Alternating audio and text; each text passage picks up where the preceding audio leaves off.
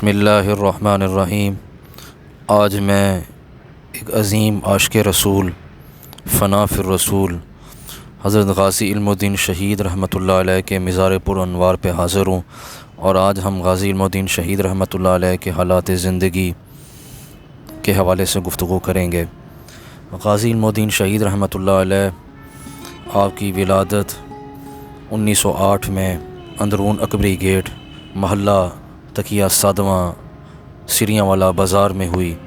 آپ نے اپنی ابتدائی تعلیم اپنے محلے کی مسجد میں حاصل کی، اور بعد میں اپنے والد گرامی کے ساتھ محنت مزدوری کے لیے وابستہ ہو گئے۔ آپ کے والد گرامی کا نام محمد طالع مند ہے، جو بیسیکلی ترخان تھے، لکڑی کے پیشے سے وابستہ تھے۔ آپ نے بھی اپنے والد گرامی کے ساتھ یہی کام شروع کر دیا۔ ان دنوں میں ایک ہندو ناشر جس کا نام راج پال تھا، انارکلی میں اس کا پریس تھا، اس نے نبی کریم صلی اللہ علیہ وآلہ وسلم کی شان میں گستاخانہ کتاب لکھی، جس کا بعد میں کیس بھی چلا۔ مسلمانوں کے اندر بہت اضطراب پیدا ہوا۔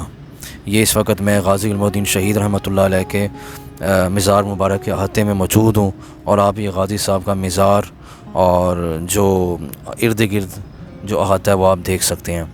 تو میں بات کر رہا تھا کہ جب اس ہندو نے گستاخانہ کتاب لکھی تو مسلمانوں نے اس کو چیلنج کیا، اور مجسٹریٹ نے اس راج پال کو 6 ماہ عمر قید کی سزا سنائی۔ بعد ازاں ہائی کورٹ کے جج دلیپ سنگھ نے اس کو بھی ختم کر دیا، جس کے بعد مسلمانوں میں مزید اضطراب بڑھا، اور پھر کئی عاشقان رسول راج پال کو واصل جہنم کرنے کے لیے آئے، جس میں 2 ناکام رہے، یعنی ایک نے حملہ کیا تو یہ بچ گیا، اور دوسری دفعہ کسی نے حملہ کیا تو کوئی اور اس کی جگہ پہ مارا گیا، اور پہلے کو 7 سال اور دوسرے کو 14 سال کی سزا ہوئی۔ مگر پھر غازی علم الدین شہید رحمۃ اللہ علیہ کے حصے میں یہ نیک کام آیا، یہ ان کے حصے میں یہ آیا۔ غازی علم الدین شہید رحمۃ اللہ علیہ نے اس دور میں مسجد وزیر خان اور دہلی گیٹ کے باہر ختم نبوت کے جلسے ہوتے تھے، تو غازی علم الدین شہید رحمۃ اللہ علیہ نے علماء کی تقاریر اور بزرگوں کی صحبت کا اثر لیتے ہوئے آپ گئے اور اس راج پال کو واصل جہنم کر دیا، اور اس کے بعد اپنی گرفتاری پیش کر دی۔ اس کے بعد آپ کا کیس چلا لاہور، پہلے سیشن کورٹ میں کیس چلا جہاں پہ آپ کو سزائے موت سنائی گئی، پھر اس کے بعد لاہور ہائی کورٹ میں پھر اس کیس کو سنا گیا۔ قائد اعظم محمد علی جناح رحمۃ اللہ علیہ کو وکیل کیا گیا، جو اس دور کے پائے کے وکیل تھے۔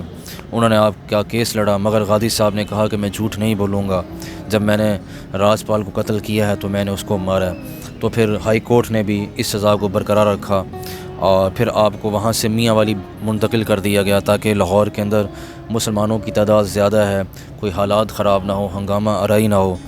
اور پھر وہاں پہ بالآخر 31 اکتوبر 1929 کو غازی علم الدین شہید رحمۃ اللہ علیہ کو تختہ دار پر لٹکا دیا گیا۔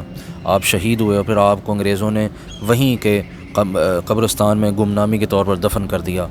14 نومبر 1929 کو ایک وفد علامہ اقبال سر شفیع کی قیادت میں انگریزوں سے ملا، اور درخواست کی کہ آپ کی ڈیڈ باڈی واپس لائی جائے اور اس کو میانی صاحب میں دفن کیا جائے۔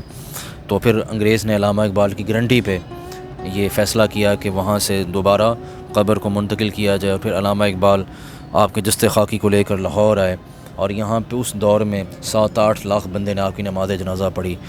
پہلی نماز جنازہ قاری شمس الدین خطیب وزیر خان نے پڑھائی، دوسری نماز جنازہ علامہ سید دیدار علی شاہ صاحب نے پڑھائی، اور اس کے بعد آپ کو لاہت کے اندر اتارا گیا۔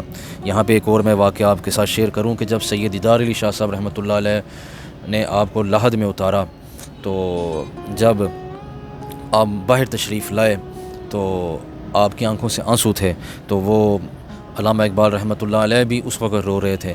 تو آپ نے فرمایا کہ ساری زندگی احادیث ہم نے پڑھائیں اور قرآن کا درس ہم نے دیا، مگر یہ مقام ان کو مل گیا۔ اور علامہ اقبال نے بھی اس موقع پہ فرمایا کہ ہم تقریریں کرتے رہ گئے، ہم لوگوں کو واعظ و نصیحت کرتے رہ گئے، اور ترخانہ دا منڈا بازی لے گیا، یعنی ترخانوں کا بیٹا بازی لے گیا۔ تو اللہ تعالیٰ کی ان کی قبر پر کروڑ رحمتوں کا نزول ہو، اور ارد گرد جو ہیں ان کے والدین، ان کے بھائی، ان کے جو اخش و اقارب ہیں، ان کی قبریں ہیں۔ اللہ تعالیٰ ان کے درجات کو بلند فرمائے، اور جو انہوں نے کام کیا اللہ تعالیٰ اس پہ ان کو، ان کے خاندان کو، فیملی کو اجر کثیر عطا فرمائے۔ اگر آپ کو میری یہ ویڈیو پسند آئی ہو تو اس میں کمنٹ میں اپنی رائے کا اظہار ضرور کریں۔ والسلام علیکم ورحمۃ اللہ وبرکاتہ۔